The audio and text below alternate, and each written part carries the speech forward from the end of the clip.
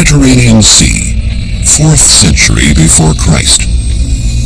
In ancient times, people looked everywhere for signs of their destiny, in animal entrails, in a flash of lightning.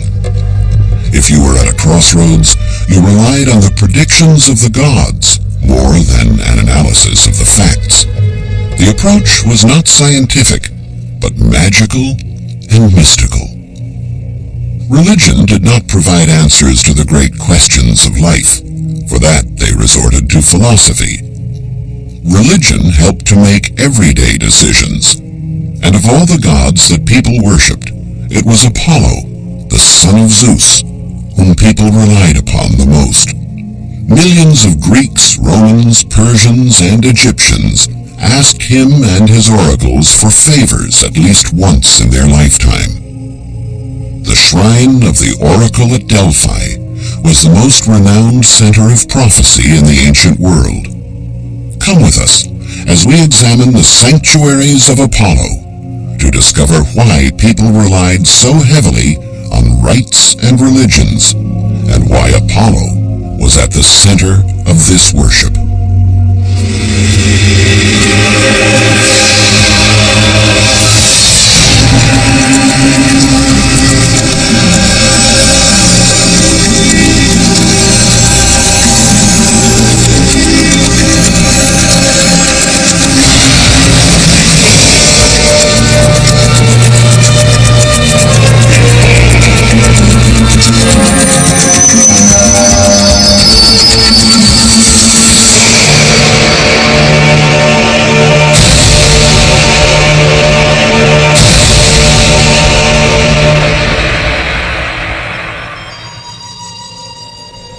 The worship of the god Apollo was one of the most popular in the Greek world. The oracles of Apollo were the prophecies the god handed down to believers. Apollo was the voice of Zeus, his father, and his oracles were therefore the will of the supreme god of Olympus. The worship of Apollo was a Greek rite, although a large number of foreigners also came in search of predictions. Even the Romans came to venerate this divinity, since there was widespread belief in the oracles.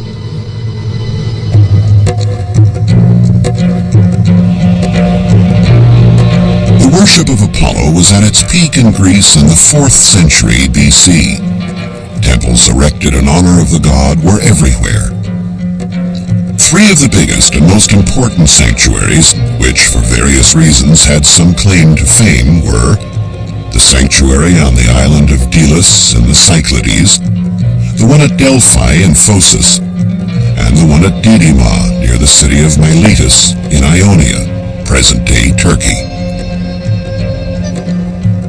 Apart from being the god of prophecy, Apollo was also the god of light and the god of the arts, music in particular.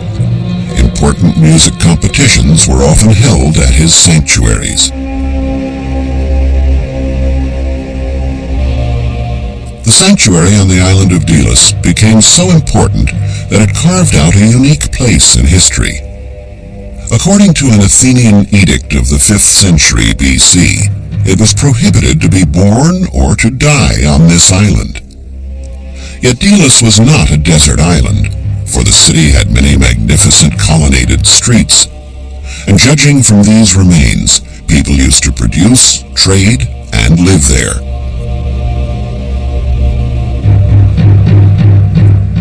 So how was it possible that birth and death were banned in a place humming with activity as Delos was?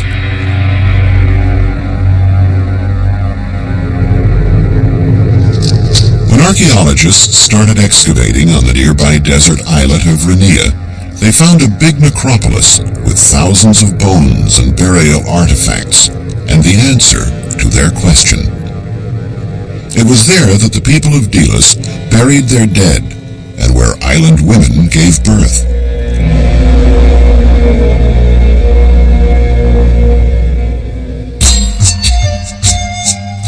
No one was allowed to be born or die on Delos because the island was considered sacred. It was here, according to legend, that Apollo was born. Not much of the temple to Apollo remains today, but when it was built, it measured 100 by 46 feet. It also had a monumental statue of the god in front that was 26 feet high, higher than the temple itself.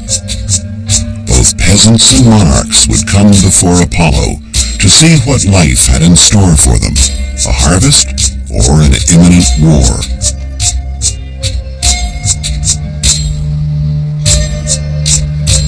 However, the god could not influence fate, which to the Greeks was already written and inevitable, even for Zeus.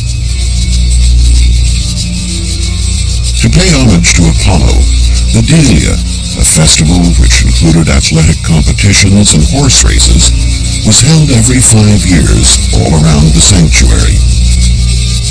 Music contests, including performances by numerous Greek singers, would have been a part of this as well. Here you could take lessons from elderly musicians devoted to Apollo. You could learn to play the lyre, learn the metrics of verses. You could also learn how to compose melodies and adapt them to the rhythm of poetry. If you wanted, you could compete with the great winners of the Delian singing contests. In another part of the sanctuary, archaeologists found a concave floor bordered by pavement and surrounded by the walls of an unusually long and narrow temple.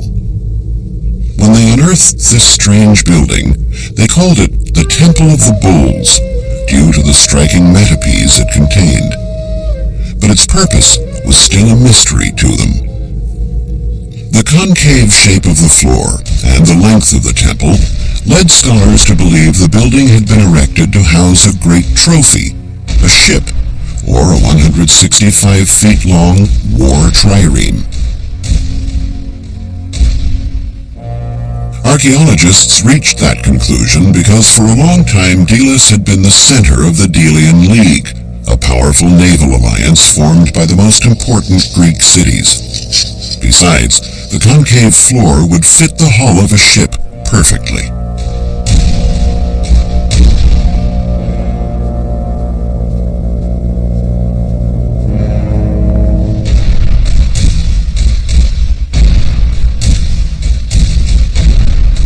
The Greek city-states had formed a league to defend its members from the Persian Empire, a powerful and menacing enemy they all feared. Since they wanted to minimize internal rivalries, they chose a neutral place as the seat of their alliance that could be guarantor for all city-states, open to all Greeks at all times. The sacred island of Delos was just right. For a long time, the League's treasure was kept here. Delos was also famous in ancient times for its thriving slave market and its favorable trade position at the center of the main sea lanes.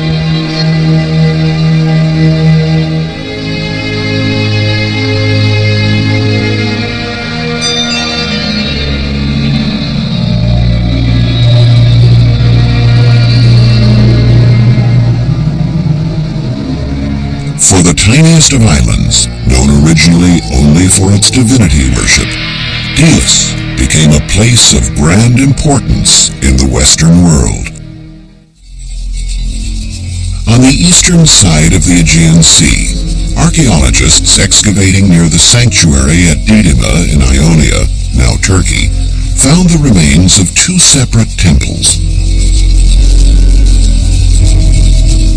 The first was imposing and mostly still standing, while the second had only the foundation remaining, and it was turned 30 degrees more toward the north than the first.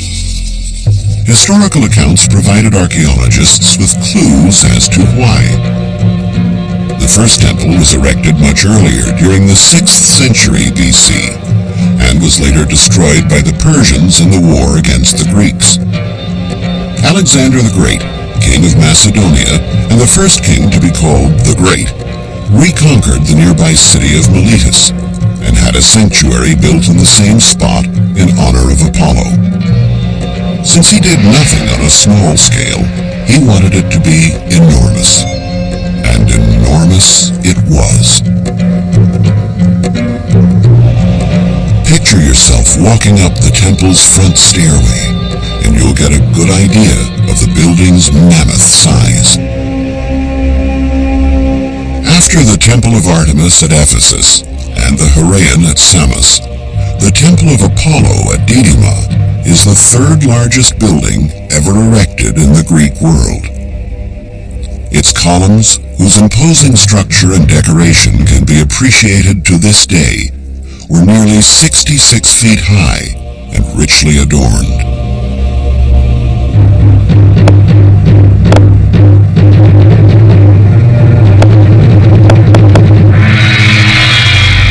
The colonnade that was erected at the top of the stairway had 3 entrances, 2 small ones on the sides, and a big one in the middle that was always open.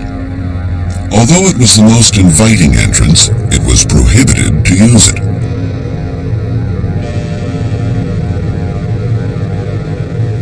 Only priests could enter this room, called a vestibule. From here, the female prophets of Apollo, in a trance, would utter their responses with incomprehensible words that only the priests could translate.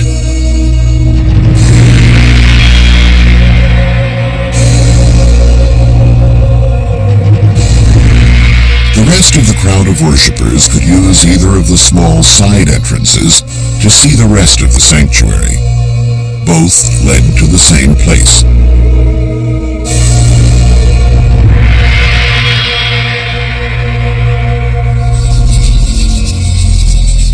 After walking through one of the small entrances, one would descend to the ground floor.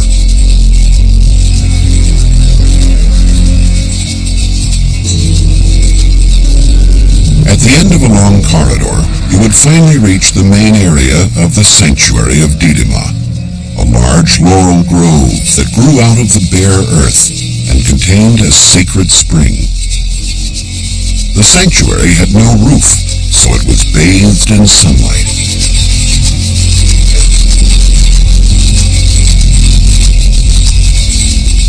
In the background, there was a small temple called a Naiskos in Greek that contained the statue of Apollo.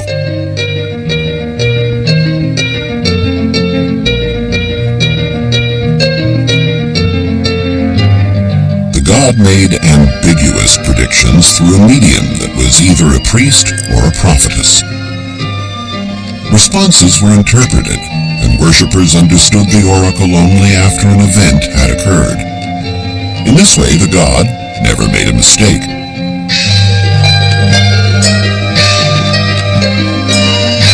According to legend, after the Temple of Didyma was rebuilt, the water of the sacred spring, which had dried up because of the plundering and burning by the Persians, started flowing again.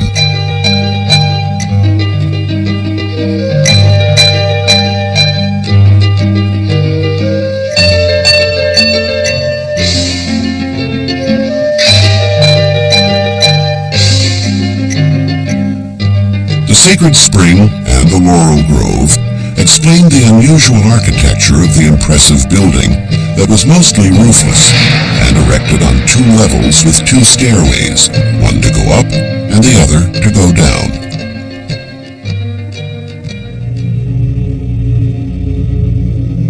Most of the people would wait outside the temple and try to understand the words interpreted by the priests. Success is achieved only by those who wander around and are able to wait.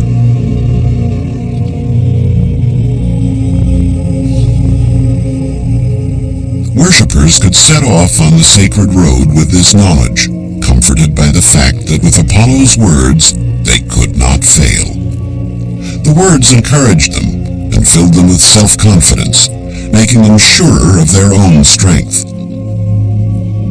Along the sacred road that led to and from the sanctuary, one would find musicians, inspired by the spiritual nature of the location, who would play their lyres and recite poetry. Almost all singers in ancient times were poets, and most used the lyre to accompany their verses. This instrument was made from tortoise shell, which formed the resonant body. It had two horns and a crossbar on which chords were strung and plucked by a plectrum. In those days, musicians not only had to be good players, they had to be healthy and good-looking as well. It is said that the great Homer was not allowed to take part in a singing contest because he was blind. It was on the Greek mainland where the most renowned center for prophecy in the ancient world was located, the Sanctuary of Apollo at Delphi. In early digs, archaeologists excavating at deep layers of the ground found only votive statuary with female guys.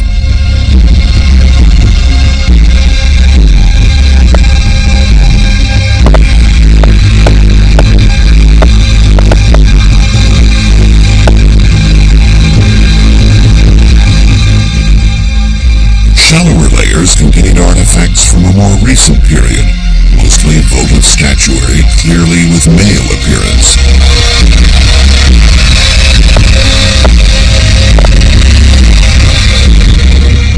Why was there such a big difference? Once again, legend provided scholars with a key for interpreting this.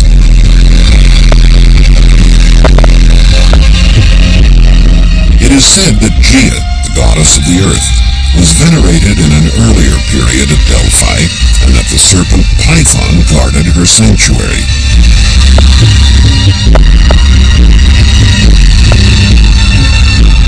According to myth, at a certain point Apollo grew tired of the small island of Delos where he was born, and roamed Greece in search of a suitable place to build a temple worthy of his stature. When he arrived at Delphi, he decided to erect his temple there, but had to take on the serpent Python that was the guardian. Apollo slayed it with his arrows, which is why he is often referred to as Pythian. So once again, legend has been confirmed by archaeology. The votive statues of Gaia, antiquity of the earlier period, demonstrate the existence of a temple dedicated to her, while the votive statues of Apollo prove the change in worship that occurred in the later period, and explains why they were found closer to the surface.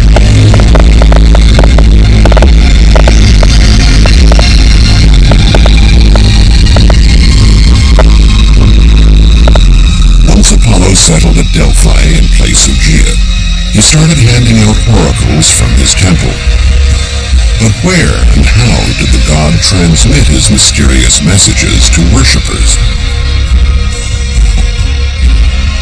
Archaeologists found an underground passage under this terrace that housed the Temple of Apollo at Delphi. The tunnel led to a hollow with crevices in a rock. Scholars compared this discovery with ancient historical sources and discovered how the rite was performed. After purifying themselves with water from the Castalian spring, Apollo's priestesses, called Pythians, descended into the basement cell. There they were surrounded by intoxicating fumes emanating from a crevice in a rock. Under the psychotropic effect of the fumes, the Pythians uttered mysterious words that the priests translated into oracles, either in prose or verse form. Although this practice might amuse us today, in ancient times even the fate of a kingdom was entrusted to the oracles. A king might decide whether or not to attack, wage war, make peace, fight back, or surrender, based on their predictions. By giving vague answers that could be interpreted in a number of ways, persuading people to act or wait, Apollo's priests ended up influencing the politics of the time. And since they had power, they could be bribed. To have a well-wishing oracle who could help obtain consensus from the people, monarchs and politicians did not mind paying the priests.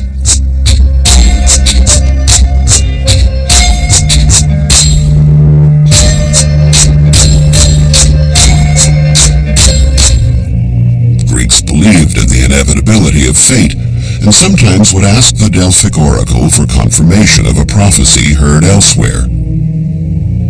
Knowing that through the priests Apollo could be less ambiguous and give more details about one's future, it would behoove one to make a generous offering, so the priests would be more attentive.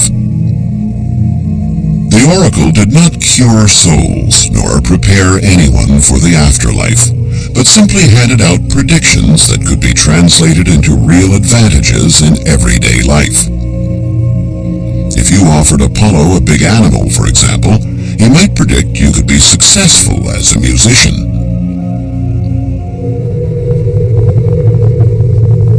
The ancient sacred road that leads to the sanctuary, crammed today with tourists wanting to see the archaeological site, was lined in ancient times with statues and small temples.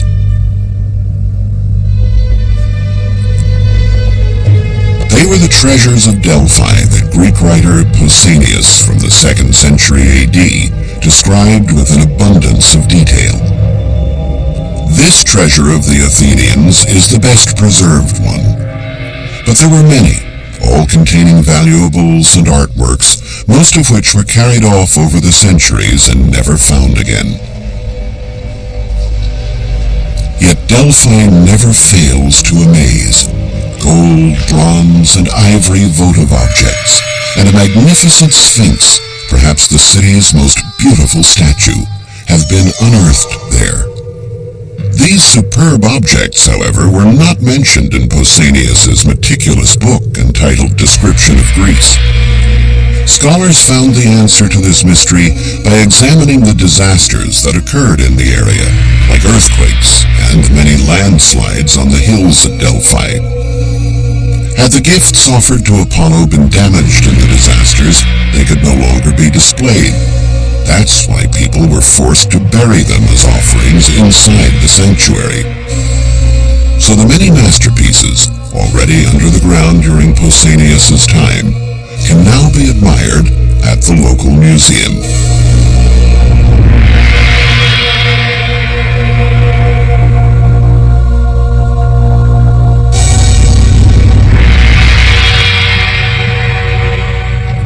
Another beautiful construction not mentioned by Pausanias is this tholos, a splendid circular building. The building had a diameter of approximately 30 feet and was 23 feet high. It wasn't very big, but with its 20 columns outside and 10 inside, it expressed the Greeks' tendency to seek formal perfection. The tholos was an unusual building in classical Greece, and the one at Delphi stood at the top of its class. To worshippers, their images of the power and majesty of the gods was embodied in the beauty of this building.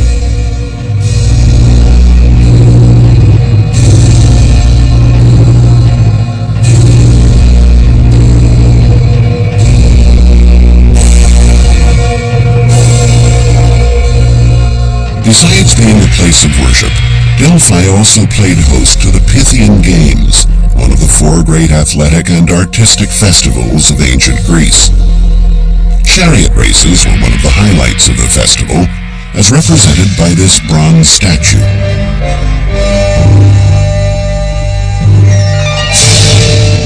Drama and music competitions were also held at the festival in this theater situated beside the Temple of Apollo. If we listen closely, we might hear one of the oracle's predictions calling out to us. Only those who have the courage to face the fiercest battles will receive the greatest rewards. The battles at the Pythian Games included competition in wrestling, running, and throwing, and the event was held every 4 years between the Olympic Games. Winners were awarded crowns of laurel wreaths, the plant worn by Apollo himself, to whom the games were dedicated. Apollo was known for his wisdom and sense of justice. He was the patron of archery and bows and showed great courage even as a child. But he was also the patron of music and the arts, and is often depicted with a lyre. His music was indeed music from the gods, music that seems to echo even today at this majestic site.